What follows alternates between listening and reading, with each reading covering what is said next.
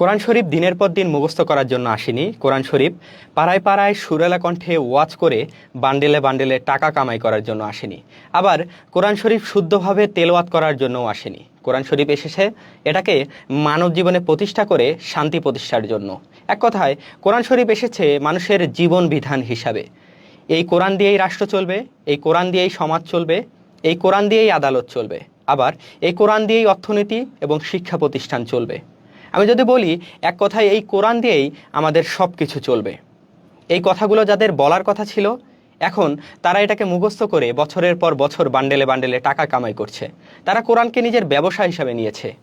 আর এদিকে হিজবুত তৌহিদ কোরআনকে মানব জীবনে প্রতিষ্ঠা করার জন্য অক্লান্ত পরিশ্রম করে যাচ্ছে, নিরলসভাবে মাঠে ময়দানে কাজ করে যাচ্ছে। তারা তাদের সাহায্য করা তো দূরের কথা, বরং আরও বিরোধিতা করছে। ভাই, আপনারা কাদের বিরোধিতা করছেন? বুঝে শুনে করছেন তো? যারা আল্লাহর বিধান প্রতিষ্ঠা করার জন্য কাজ করছেন তাদের বিরোধিতা করা কি ঠিক হচ্ছে আপনাদের? একবার ভালো করে ভেবে দেখুন। হিজবুত তৌহিদের মাননীয় ইমামের ভিডিওগুলো দেখুন। তিনি কি চাচ্ছেন তা উপলব্ধি করার চেষ্টা করুন। আপনি যদি সত্যিই আল্লাহর বিধান চান তাহলে কখনোই হিজবুত তৌহিদের বিরোধিতা করতে পারেন না।